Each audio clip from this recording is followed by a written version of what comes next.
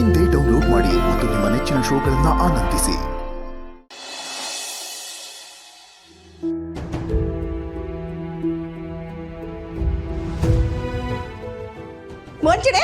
ಮೋರ್ಚಿಡೆ ಅಶೋ, ನೀನು ಇಲ್ಲಿದ್ಯಾ?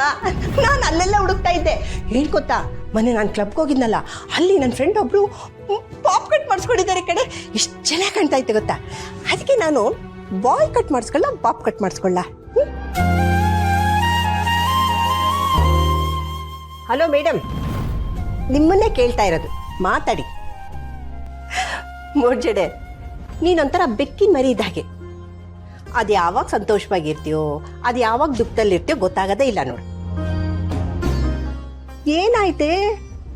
ಏನೂ ಇಲ್ಲ ಕಣೆ, ನಾನು ನಿಧಿ ಬಗ್ಗೆ ಯೋಚನೆ ಮಾಡ್ತಿದ್ದೆ ಅಷ್ಟೇ. ಅಯ್ಯೋ, ಅವಳ ಬಗ್ಗೆ ಯೋಚನೆ ಮಾಡಕ್ಕೆ ಏನಿದೆ? ಓದ್ತಾ ಇರೋ ಹುಡುಗಿ, ಚೆನ್ನಾಗಿ ಓದ್ತಾಳೆ, ನಾಳೆ ದೊಡ್ಡ ಡಾಕ್ಟರ್ ಆಗ್ತಾಳೆ, ಅವಳ ಕಾಲ ಮೇಲೆ ಅವಳು ನಿಂತ್ಕೋತಾಳೆ. ಆದರೆ ಮದುವೆ ವಿಷಯದಲ್ಲಿ ಅದೇ ಕಾಲು ಎಳುಬಿಟ್ರೆ. ಮೋರ್ಜಡೆ, ಯಾಕೆ ಎಲ್ಲ ಕೆಟ್ಟದ್ದೇ ಆಗುತ್ತೆ ಅಂತ ಯೋಚನೆ ಮಾಡ್ತೀಯಾ? ಅವಳು ಯಾವುದೋ ಹುಡುಗನ ಇಷ್ಟಪಡ್ತಿದ್ದಾಳಂತೆ. ಅವನು ಯಾರು ಅಂತ ಗೊತ್ತಾಗ್ತಾ ಇಲ್ಲ, ಅವಳು ಬಾಯ್ಬಿಟ್ಟು ಹೇಳ್ತಾ ಇಲ್ಲ. ಆ ತೇಜಸ್ ಜೊತೆ ಆಗಿರೋ ಕಹಿ ಅನುಭವನೇ ಸಾಕಾಗೋಗಿದೆ. ಮತ್ತೆ ಅದನ್ನ ಅನುಭವಿಸಕ್ಕಾಗಲ್ಲ. ಒಂದು ವೇಳೆ ಯಾರು ಆ ಹುಡುಗನ ಬಗ್ಗೆ ನನಗೇನು ಹೇಳಲಿಲ್ಲ ಅಂತ ತಿಳ್ಕೊ, ನಾನು ಕಾಯಲ್ಲ ಕಣೆ. ಬೇರೆ ಒಬ್ಬ ಒಳ್ಳೆ ಹುಡುಗನ ನೋಡಿ ಮದುವೆ ಮಾಡ್ಬಿಡ್ತೀನಿ ಅಷ್ಟೇ. ಅದೇನು ಹೇಳ್ತಾರಲ್ಲ, ಎತ್ತಿಗೆ ಜ್ವರ ಬಂದರೆ ಎಮ್ಮೆಗೆ ಬರೆ ಹಾಕಿದ್ರಂತೆ, ಹಾಗಾಯ್ತು. ನೋ ನೋ ನೋ ನೋ, ಇದನ್ನೆಲ್ಲ ನಾನು ಒಪ್ಪಲ್ಲ. ಮತ್ತಿನ್ನೇನೇ ಮಾಡು ಅಂತೀಯ? ಕಣ್ಮುಚ್ಕೊಂಡು ಮಕ್ಕಳ ಮಾತನ್ನು ನಂಬಿ ಆಮೇಲೆ ಕೊರಗ್ತಾ ಕೂತ್ಕೋಬೇಕಾ? ಸರಿ ಸರಿ, ನೀನು ಕೊರಗಬೇಡ, ಬಾ ನನ್ನ ಜೊತೆ ಆರಾಮ್ಸೆ ಕೂತ್ಕೊ. ಈಗ ನಿತ್ಯ ಜೀವನದಲ್ಲಿ ಈ ರೀತಿ ಆಗೋಯ್ತು, ಹಾಗಂತ ಎಲ್ಲರೂ ಜೀವನದಲ್ಲೂ ಹಾಗೆ ಆಗುತ್ತೆ ಅಂತ ನಾವು ಯಾಕೆ ಅಂದ್ಕೋಬೇಕು? ಈ ವಿಚಾರದಲ್ಲಿ ನಿತ್ಯದ ಏನೂ ತಪ್ಪಿಲ್ಲ. ಅಲ್ಲ ಕಣೆ, ನಮ್ಮಿಬ್ಬರಿಗೆ ಇಷ್ಟು ವಯಸ್ಸಾಗಿದೆ, ಎಷ್ಟು ಎಕ್ಸ್ಪೀರಿಯನ್ಸ್ ಇದೆ. ನಾವೇನಾರು ಅಂದ್ಕೊಂಡಿದ್ವಾ ತೇಜಸ್ಸು ಈ ರೀತಿ ಮೋಸ ಮಾಡ್ತಾನೆ ಅಂತ? ಇಲ್ಲ ತಾನೇ? ಆಗಿದ್ದಾಗೋಯ್ತು. ಮತ್ತೆ ಮತ್ತೆ ಅದನ್ನೇ ಯಾಕೆ ಮಾತಾಡ್ತೀಯಾ? ನೋಡು, ನಾವು ಎಚ್ಚರವಾಗಿದ್ದಷ್ಟು ನಮಗೆ ಒಳ್ಳೇದಲ್ವಾ? ನಿಧಿ ಆಸೆನ ಬದುಕಲ್ಲಿ ಬೇರೆ ಯಾರನ್ನೋ ನೋಡಿ ಮದುವೆ ಮಾಡಿದ್ರೆ ಅದು ಎಚ್ಚರಿಕೆ ಅಂತ ಯಾರೇ ನಿಂಗೆ ಹೇಳಿದ್ದು? ಅವಳ ಮನಸ್ಸಲ್ಲಿ ಏನಾದರೂ ಇದೆಯಾ ಅಂತ ತಿಳ್ಕೊಳ್ಳೋಣ ಅಂದರೆ ಅವಳು ಮಾತೇ ಆಡಲ್ಲ. ಇದ್ಬಿಟ್ರೆ ನಂಗೆ ಬೇರೆ ದಾರಿ ಏನೇ ಇದೆ? ಮೋರ್ಜಡೆ, ಈಗಿನ ಕಾಲದ ಮಕ್ಕಳು ನಮ್ಮ ಥರ ಅಲ್ಲ. ಪ್ರೀತಿ, ಜೀವನ, ಜವಾಬ್ದಾರಿ, ಮಕ್ಕಳು ಮರಿ, ಸಂಸಾರ, ಇದ್ರ ಬಗ್ಗೆ ಎಲ್ಲ ಚೆನ್ನಾಗಿ ಯೋಚನೆ ಮಾಡಿ ಅವರು ನಿರ್ಧಾರ ತಗೊಳ್ಳೋದು. ನಮ್ಮ ಜಗತ್ತಿಗೂ ಅವ್ರ ಜಗತ್ತಿಗೂ ತುಂಬ ವ್ಯತ್ಯಾಸ ಇದೆ. ನಮಗಿಂತ ಅವ್ರಿಗೆ ಪ್ರಪಂಚ ದೊಡ್ಡದು, ಹಾಗೆ ಸಮಸ್ಯೆಗಳು ದೊಡ್ಡದು. ಅದನ್ನು ನಾವು ಅರ್ಥ ಮಾಡ್ಕೋಬೇಕು ಕಣೆ. ನಿಧಿ ವಿಷಯದಲ್ಲಿ ನನಗೆ ಧೈರ್ಯನೇ ಕುಂದು ಹೋಗಿದೆ ಕಣೆ. ಈ ಒಡೆದೋಗಿರೋ ಹೃದಯಕ್ಕೆ ಇನ್ನು ಒಂದೇ ಒಂದು ಮುಳ್ಳು ಚುಚ್ಚಿದ್ರು ನಾನು ಸತ್ತೇ ಹೋಗ್ಬೇಕು. ಹಾಗೆಲ್ಲ ಮಾತಾಡಬೇಡ.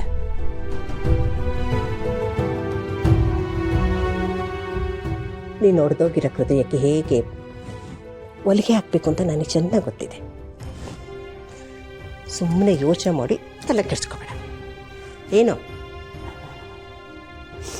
ಜೋರ ಹೂ ಅನ್ನೋ, ಸ್ಮೈಲ್ ಮಾಡು.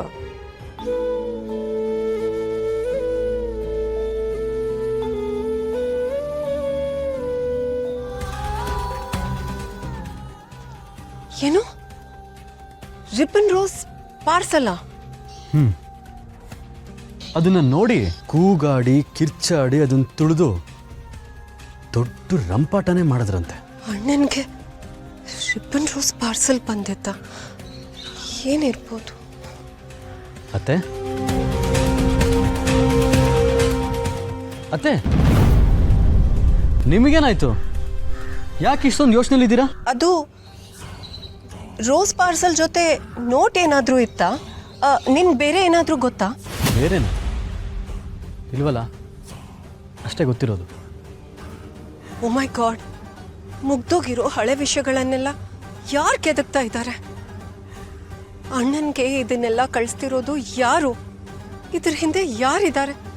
ಯಾಕೆ ಇದನ್ನೆಲ್ಲ ಮಾಡ್ತಿದ್ದಾರೆ? ಅತ್ತೆ ಅತ್ತೆ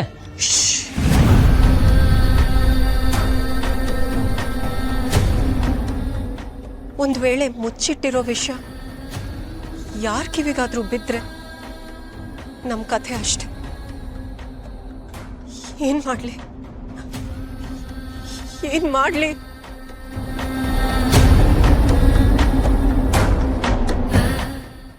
ಇಷ್ಟೊತ್ತಾದರೂ ಇಲ್ಲಿ ಯಾಕಿದ್ದಾರೆ ಇವರು? ಕನ್ಸಲ್ಟೇಷನ್ ಅಂತನಾದರೂ ಇಲ್ಲಿಗೆ ಬಂದ್ರಾ? ಅಟ್ಲೀಸ್ಟ್ ಒಳಗಾದರೂ ಹೋಗಬೇಕು. ಆದರೆ ಇಲ್ಲೇ ನಿಂತ್ಕೊಂಡು ಯಾರೇ ಕಾಯ್ತಾ ಇದ್ದಾರೆ? ಏನು ವಿಷಯ ಇರ್ಬೋದು?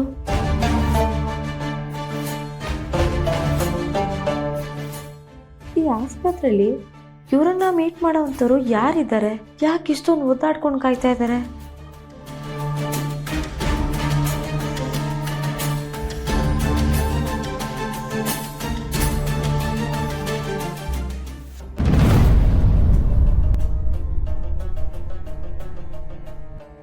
ಇವರಿಗೋಸ್ಕರ ಕಾಯ್ತಿದ್ದ? ಯಾಕಿರ್ಬೋದು?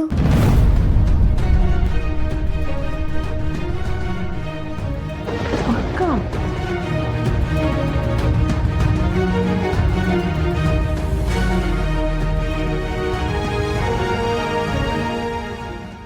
ಅಯ್ಯೋ, ಅಕ್ಕಂಗೆ ಏನಾಯ್ತು? ನಾನು ಅಸ್ಸಲ ಕೇಳಿದ್ರು ಆರಾಮಾಗಿದ್ದೀನಿ ಅಂತ ಸುಳ್ಳು ಹೇಳಿದ್ಲು. ಹಾಗಾದ್ರೆ ಇವಳಿಗೇನೋ ಆಗಿದೆ. ಏನಾಗಿರ್ಬೋದು? ನಮಸ್ತೆ, ನೀವೇ ನಮ್ಮ ಮಗುವಿನ ತಂದೆ?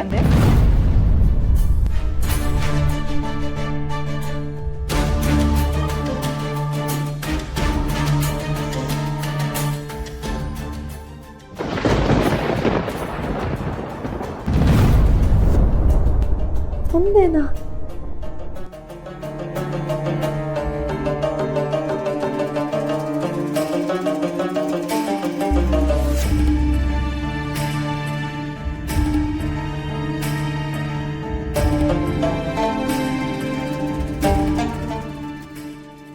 ಆರಾಮಾಗಿರಿ, ಚಿಂತೆ ಪಡೋ ಅವಶ್ಯಕತೆ ಏನೂ ಇಲ್ಲ. ಮಗುನ ಬೆಳವಣಿಗೆ ತುಂಬಾ ಚೆನ್ನಾಗಾಗ್ತಿದೆ. ಈ ಮುದ್ದಾದ ಹೆಂಡತಿಗೆ ಕಾಂಪಿಟೇಷನ್ ಕೊಡೋಕೆ ಅಂತಾನೆ ಒಂದು ಮುದ್ದಾದ ಮಗು ಬರೋದನ್ನ ಕಾಯ್ತಾ ಇರಿ.